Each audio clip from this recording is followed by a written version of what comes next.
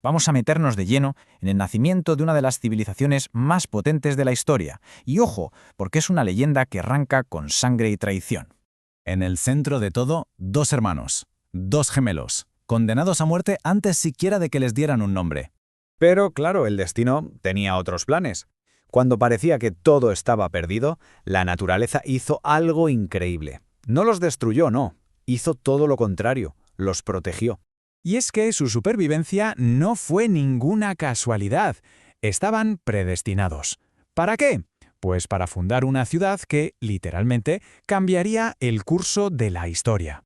Vale, pero ¿quiénes eran exactamente estos gemelos? Su historia familiar, bueno, es una mezcla alucinante de un dios y una princesa.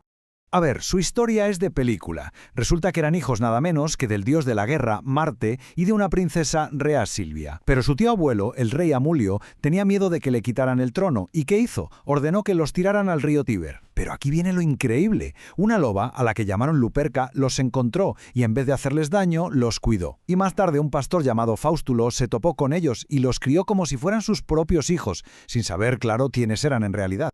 El caso es que los gemelos crecieron y se convirtieron en unos chavales fuertes, valientes, y como pasa en las buenas historias, su verdadero origen no iba a quedarse en secreto para siempre, claro. Y su ascenso fue, vamos, rapidísimo. Pasaron de ser los jefes de los pastores de la zona a descubrir que eran de la realeza. Y no se lo pensaron dos veces. Reunieron a su gente, marcharon a la ciudad de Alba Longa, se enfrentaron al rey usurpador, Amulio, y ¡zas!, lo derrotaron.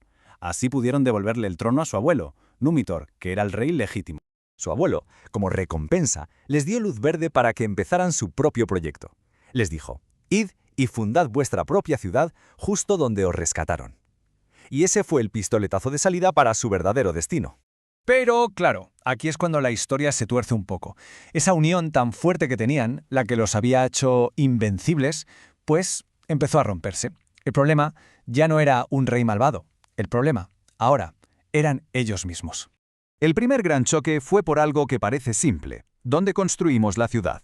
Rómulo quería el Monte Palatino porque era un sitio simbólico, el lugar donde la loba los salvó. Pero Remo era más práctico. Él prefería el Monte Aventino porque pensaba que era mejor para defenderse. Y claro, no se ponían de acuerdo. Para salir del atasco decidieron que lo mejor era que los dioses eligieran por ellos. Y para eso usaron un ritual que se llama augurio, algo muy típico de la época. ¿En qué consistía? Pues básicamente en mirar al cielo e interpretar el vuelo de los pájaros para entender qué querían los dioses. Remo fue el primero en ver algo. Estaba en el monte Aventino y vio 6 buitres. 6. Parecía una buena señal, ¿no? Pero un poco después, Rómulo vio el doble, 12 buitres. Y aquí empezó el lío. ¿Quién tenía razón? ¿El que los vio primero o el que vio más? La cosa se puso muy tensa entre ellos y sus seguidores. Rómulo, que estaba convencidísimo de que los dioses le habían elegido a él, no quiso esperar más. Se puso manos a la obra para fundar la ciudad y ese fue el paso que llevó la rivalidad al peor final posible. A ver, para fundar una ciudad en esa época había que trazar algo llamado el Pomerium. Y ojo, que esto no era una simple zanja en el suelo. Era una frontera sagrada, religiosa. Rómulo la marcó con un arado y la regla era súper estricta. Si alguien la cruzaba con malas intenciones, cometía un sacrilegio. Y eso se castigaba con la muerte. Así de claro. Y aquí es donde todo se rompe. Mientras Rómulo está trazando ese surco sagrado, llega Remo y, en plan burla, para fastidiarle y desafiarlo, salta por encima. Para Rómulo eso no fue una broma. Fue un insulto a los dioses y a su autoridad. Y su reacción fue fulminante y terrible. Mató a su propio hermano gemelo en el acto. Con su hermano allí, en el suelo, Rómulo dijo una frase que lava la sangre. Así será para cualquiera que intente cruzar mis murallas. Y eso no era solo una amenaza, ¿eh? Era la primera ley de su ciudad. Una ley escrita con la sangre de su hermano, que dejaba una cosa muy clara. La seguridad de Roma era sagrada y estaba por encima de cualquier persona. Después de esta tragedia familiar, Rómulo se quedó como el único fundador y como el primer rey. Ahora ya sí, tenía el camino libre para construir la ciudad que, como es lógico, llevaría su nombre, Roma. La fecha tradicional que se le da a la fundación de Roma es el 753 a.C. Y Rómulo no fue un rey de paso, para nada.